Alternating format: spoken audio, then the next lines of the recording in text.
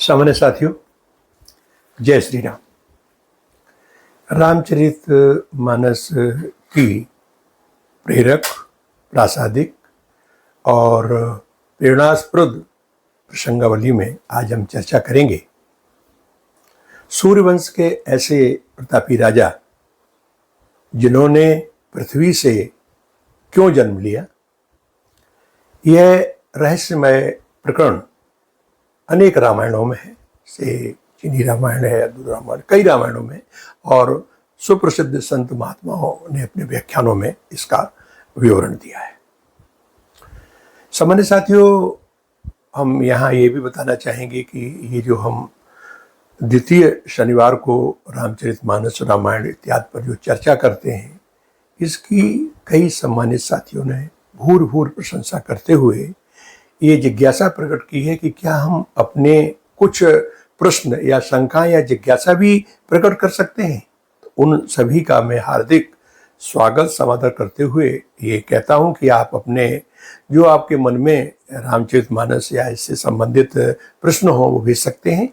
हम आगामी एपिसोड में आपके नाम के सहित उनका हम बाकायदा उसका विवेचन करेंगे। साथ ही कई सामान्य साथियों ने, चूँकि मेरा पहले का जो वीडियो देखा उसमें था कि मैंने 1978 से गीता रामायण परीक्षा गीता प्रेस से जोड़कर प्रारंभ की थी, तो उन्होंने ये इच्छा व्यक्त की क्या रामायण की परीक्षाएं अभी भी चल रही हैं। तो इसके बारे में भी इसी संवाद के अंत में हम उन जिज्ञासाओं का भी उत्तर देंगे।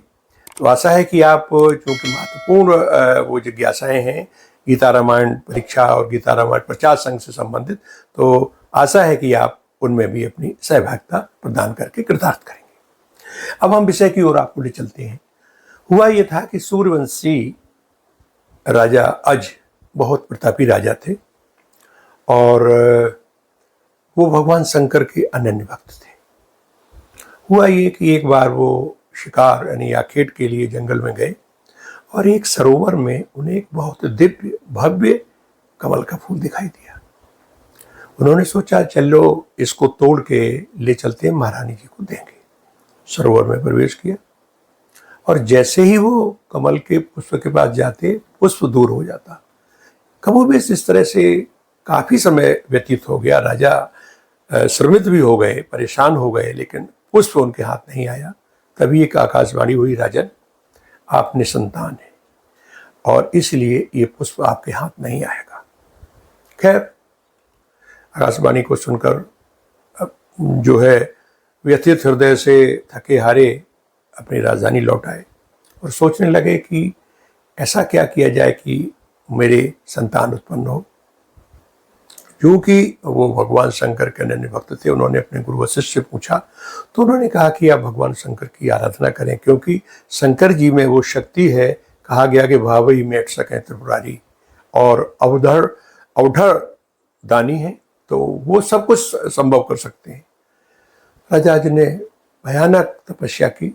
शंकर जी प्रसन्न हुए और कहा कि राजन आपकी मनोकामना पूर्ण होगी। इसके पश्चात शंकर जी ने धर्मराज को बुलाया और कहा कि ये राजा अज के संतान का क्या योग। तो उन्होंने कहा महाराज उसमें तो कोई संतान का योग नहीं। शंकर जी ने कहा कि ये मेरा वरदान है, मैं दे चुका हूँ। अब आप और अपनी पत्नी सहित अयोध्या जाइए और सरयू के किनारे ब्राह्मण का वेश धारण करके किसी तरह से ये प्रकल्प करिए, इस तरह से कोई क्रिया करिए कि उनको संतान पैदा हो जाए। तो शंकर जी का आदेश था, उनका इच्छा थी मानकर धर्मराज पृथ्वी पाए और अयोध्या में सरयू नदी के निकट एक छोटी सी कुटिया बना के अपने रहने लगे। दूसरे दिन वो राज दरबार में पहुंच गए और उन्होंने कहा कि राजन मुझे कुछ दान चाहिए। राजा ने तुरंत बहुत ही अमूल्य आभूषण मंगाकर उनकी सेवा में प्रस्तुत की। उन्होंने कहा नहीं महाराज, ये आपके नहीं है, ये प्रजा के द्वारा उनके संचित धन से इकट्ठे किए गए हैं। तो उन्होंने कहा कोई बात नहीं। अपने जो बहुमूल्य गले में कंठार पड़ा हुआ था उसको निकाल के दिया। उन्होंने कहा नहीं महाराज, ये भी आपका नहीं है, इसमें भी प्रजा के ही पैसे का जो है उपयोग हुआ है।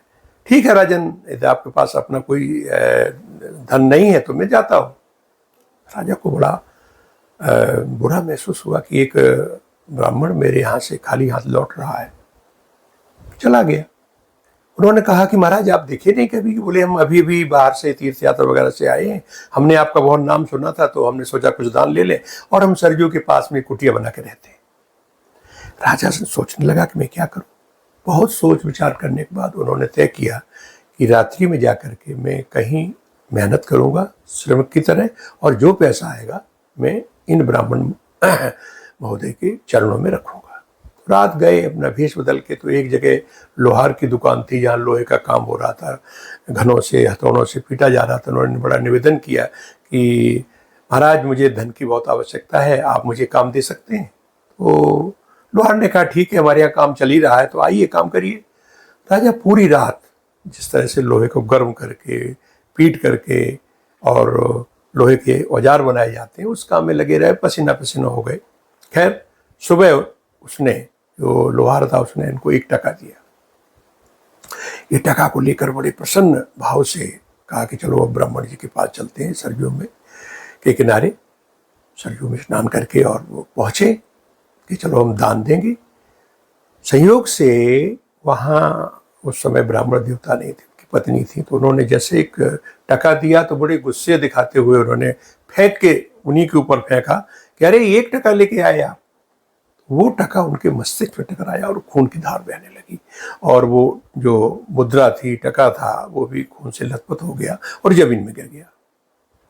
इतने में वो ब्राह्मण देवता प्रकट हुए तो देखा क्या कि जैसे ही जमीन पर वो टका यानी सिक्का गिरा, एक विस्फोट सा हुआ और जमीन में चला गया।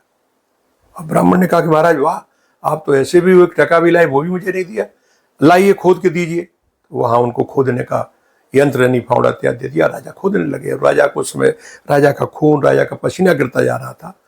हुआ क्या कि कुछ देर खोदने के बाद उस गड्ढा जो बन गया तो उससे एक रथ निकला, स्वर्ण रथ, और सीधा आकाश में चला गया। सब लोग बड़े आश्चर्य। इस तरह से 9 रथ निकले और सभी रथ ऊपर आसमान में जाकर के स्वर्ग की ओर चले गए। जब 10वां रथ निकला तो उसमें लोग देख के आश्चर्यचकित रह गए कि उसमें नवजात बालक रो रहा है और उस पर लेटा हुआ है और उसके हाथ में वो सिक्का है। ये देख के ब्राह्मण देवता ने प्रसन्न हो गए, कहा कि राजन मेरा सिक्का तो मिल गया, अब चूंकि आप ही के अंश और वंश से ये बालक लगा है, क्योंकि आपका रक्त और आपका पसीना गया है, तो इसलिए इस बालक को आप ले जाइए।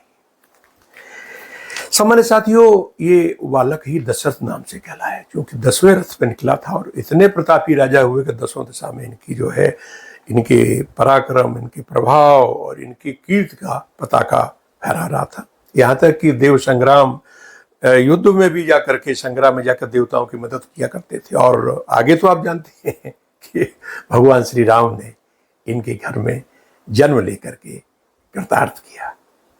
तो मैं ये बताना चाहूँगा कि गोस्वामी बाबा ने भी इस कथा का संकेतात्मक एक सूत्र दिया है, और वो जब ये दशरथ के जन्म का व्याख्यान बताते हुए कहते हैं कि अवधपुरी रघु कुल मन राऊ और वेद विदित ते दशरथ राऊ।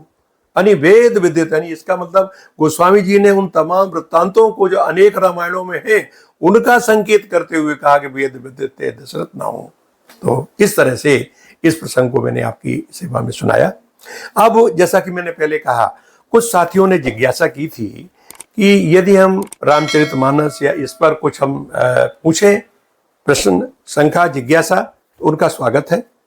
साथ ही मैं ये बताना चाहूँगा कि लोगों ने पूछा कि गीता रामायण की परीक्षाएं कहाँ से संपन्न होती हैं, तो मैं बताना चाहूँगा, चूँकि मैं 1968 से गीता प्रेस के साथ इसमें जुड़ा रहा हूँ विद्यार्थी काल से, तो ये है गीता रामायण परीक्षा समिति। गीता प्रेस गोरखपुर द्वारा संचालित है और इसका मुख्यालय है गीता भवन, स्वर्गाश्रम, ऋषिकेश में।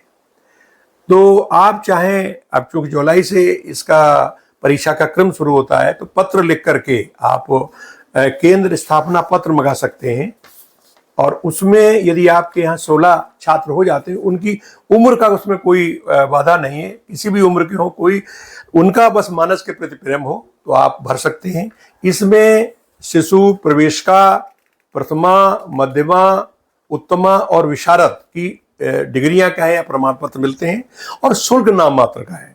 शिशु में 25 पैसे है, प्रथमा में 50 पैसे है, मध्यमा में 1 रुपया है, उत्तमा और विषाद में 2 रुपये है। तो इस तरह से आप चाहें इन परीक्षाओं से जुड़ सकते हैं, आप उनको पत्र लिख सकते हैं और उस पत्र में मेरा जिक्र भी कर सकते हैं कि मैंने उस चैनल से, और या मेरा नाम भी आप उद्धरण कर सकते हैं, IAS भदौरिया से मैंने सुना था, तो आपको वहाँ के जो संयोजक हैं वो आपका जवाब देंगे। इसी तरह वहाँ गीता रामायण प्रचार संघ भी एक संचालित है।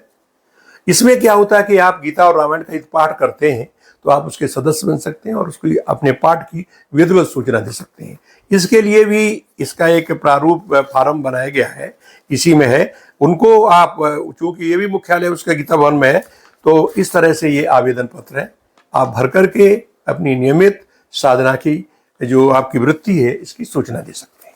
तो ये 2 जिज्ञासाएं थी जो हमारे सम्मानित साथियों ने प्रकट की थी, उनको आपकी सेवा में प्रस्तुत करते हैं और आशा करते हैं कि महीने के द्वितीय शनिवार को फिर ऐसी कोई अद्भुत गूढ़ रामचरितमानस से संबंधित कथा आपकी सेवा में प्रस्तुत करेंगे। जय श्री राम।